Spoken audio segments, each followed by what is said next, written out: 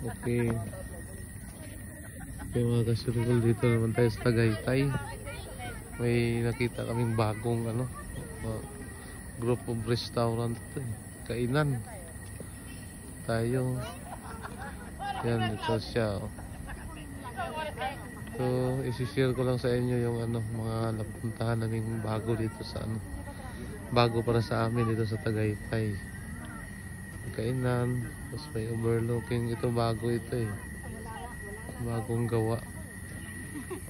Tapos kung may time kayo, pwede kayong pumunta dito. May experience yun yung lugar. Maganda pag gabi, mga ganitong oras, para walang init, lamig lang. Kagaya nito, baka pwede natin ma-interview itong isang binibini dito. Binibini, ano bang pangalan sa lugar na to? Tagaytay pa rin. Pero bago ito, di ba? Oo, bago. Ano ba nakalagay dun sa... Meron pangalan sa labas, di ko napansin. Ayun o, yung makita mo sa Oops, what's that? Ay, akin na. Nulog yung aking armas. Tapos yan. I-share ko lang sa inyo, lalo na ngayong nandyan sa trabaho sa barko. Ipapakita ko sa inyo yung mga medyo maganda pasyalan. May tingnan natin mamaya. Para pag makapunta kayo dito, ayun, may experience nyo rin. Mga taga-Lididina, manood kayo nito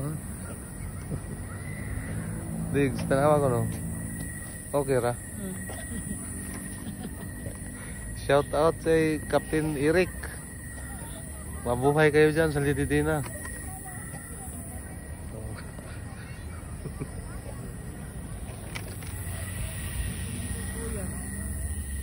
Ano? Sino? Sino? Yan Sino yan? Pabili ng noodles. Oo. Kala ko may noodles kasi doon, wala pala Yan siya, mamili lang kayo dyan kung saan kayo kakain. May Raminagi, Carlos Pizza, Dirk Klaus. Baka may dyan, usa. Baka may usa ba, no? Kain ako dyan. Just Tom and Tom's Coffee. Tapos doon, meron sa pera basta baba. Basta bahala kayo kung yung trip nyo. Ano yung trip nyo kainin. Gusto nyo, pag walang pera, kain lang muna ang hangin So yung yan, highway na yan dyan palabas.